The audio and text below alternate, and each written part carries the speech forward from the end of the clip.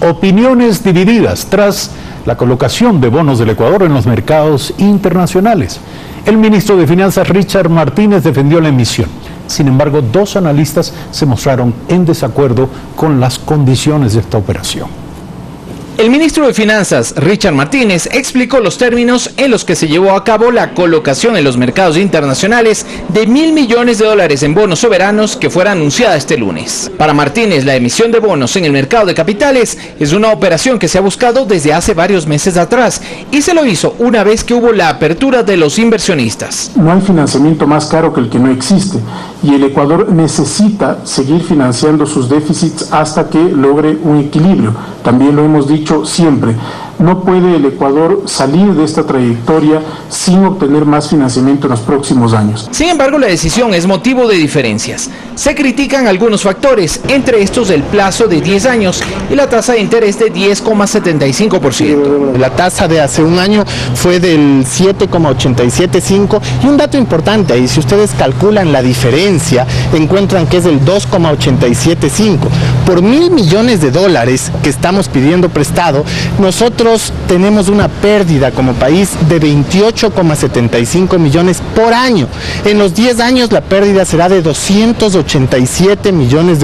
El exministro de Finanzas, Mauricio Pozo, habla de un problema fiscal que se evidencia también en la falta de liquidez con un Estado sobreendeudado. Es una consecuencia del problema fiscal, es una consecuencia de la falta de liquidez y todo eso se deriva de un Estado absolutamente obeso, sobredimensionado, que produce permanentemente déficit fiscales permanentes y necesidad de más deuda. El Ministerio de Economía y Finanzas aseguró que las condiciones a las que se colocaron los bonos fueron las mejores para la situación actual externa y que fondos de inversión e inversionistas internacionales mostraron interés por obtener los papeles por sobre los $3.000 millones.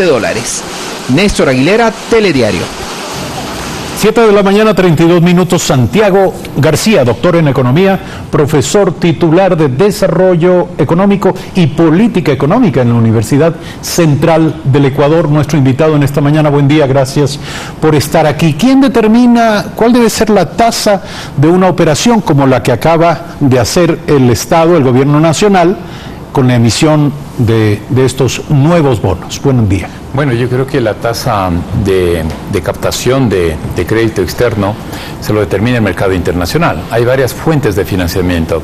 Se puede acudir a los organismos multilaterales o se puede acudir al mercado de bonos internacionales. En esta última operación del 28 de enero se acudió al mercado de bonos internacionales a una tasa muy alta que supera el 10%. Es decir, ¿es lo mejor a lo que podía aspirar el gobierno? Dadas las circunstancias, me parece que no había otra alternativa. Y yo creo que el problema de fondo ahí, Eduardo, yo creo que hay que pensarlo un poco más. El país está metido en una insostenibilidad fiscal muy fuerte.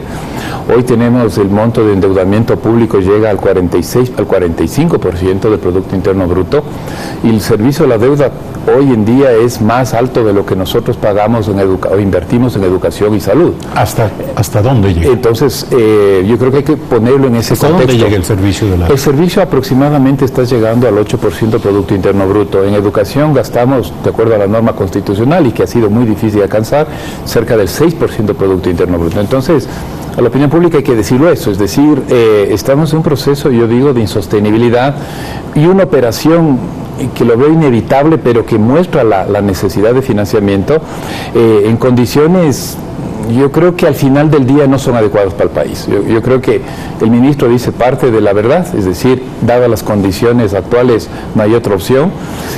Algunos analistas también dicen parte de la verdad. ¿Qué es lo no adecuado para el país? Yo creo que el no adecuado al país es seguir en esta tónica de alto endeudamiento. Me parece que hay que encontrar un rumbo a la economía nacional, ¿no es cierto?, que no implique seguir en esta lógica. Pero no, ¿cómo reducir el gasto público entonces? Entonces hay varias cuestiones. Yo creo que el tema de fondo ahí es el tema fiscal, es uno de los temas de fondo, no es el único, Eduardo, eso hay que decirlo.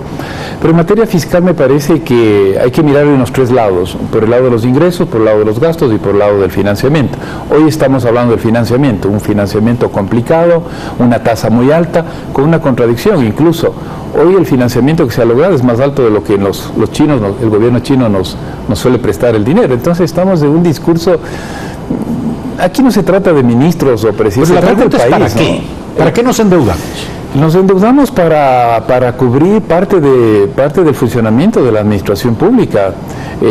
La ley dice que el endeudamiento tiene que ir a inversión pública, no para gasto corriente, pero es tan alto el déficit fiscal, tan alto la insostenibilidad fiscal, como lo acabo de mencionar, que nos metemos en este tipo de operaciones, ¿no? Y al final del día parecería que unos y otros tienen la razón, como digo, pero es insostenible esto, ¿no?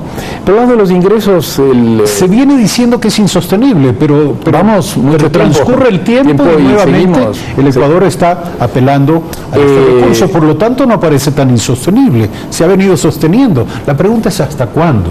Yo creo que estamos con el tiempo encima, yo creo que no podemos ir de manera indefinida con respecto a este tema de crédito internacional. Crédito internacional me parece que cada vez es imposible, ¿no es cierto?, establecer condiciones adecuadas mínimas. Llegará un momento en que los prestamistas internacionales le digan no al Ecuador. Exactamente. Usted ya no tiene crédito. Ya no tiene crédito porque es tan alta su proporción de endeudamiento público, 45% de producto. ¿Qué tan cerca estamos de ese momento? Yo creo que estamos muy cerca y me parece que ahí estamos también cerca de llegar a un acuerdo con el Fondo Monetario Internacional, porque yo creo que al final del día hay que hacer un análisis objetivo. Creo que esta posición de ir deuda, 1.000 millones, bonos, al mercado de bonos, es insostenible. Yo me parece que cada vez estamos más cerca del Fondo Monetario Internacional. Habrá que mirar las condiciones en que se pueda llegar a un acuerdo que implique financiamiento precisamente, ¿no? Un ordenamiento de las finanzas públicas, un ordenamiento del tema de liquidez de cierta manera que existe en la economía y en las bajas reservas internacionales. Yo lo veo así, lo veo en que estamos Vamos en esa dirección. Vamos en esa dirección y como toda la vida, Eduardo, hay cosas buenas y malas. Yo creo que en términos positivos de esa... ¿Qué implicará? Eso va a implicar, y yo creo que en cuestiones macroeconómicas va a implicar una mayor credibilidad de los mercados internacionales sobre el programa económico del Ecuador. Pero digo, ¿qué implicará en términos de costos? En términos de costos... ¿Qué hay que hacer? Yo creo que en términos de costos va a implicar una reducción de tasas de interés en donde el país va a seguir endeudándose, pero a una tasa menor por la presencia y la garantía del Fondo Monetario Internacional. Eso es por el lado positivo, es decir... ¿Qué ajustes tendrá que hacer la economía o el gobierno? Exactamente, por eso voy. Al segundo punto es acelerar todo el ajuste fiscal, lo que se llama como consolidación fiscal, que va a implicar un aceleramiento, por ejemplo, del despido de empleados públicos, de un achicamiento del Estado.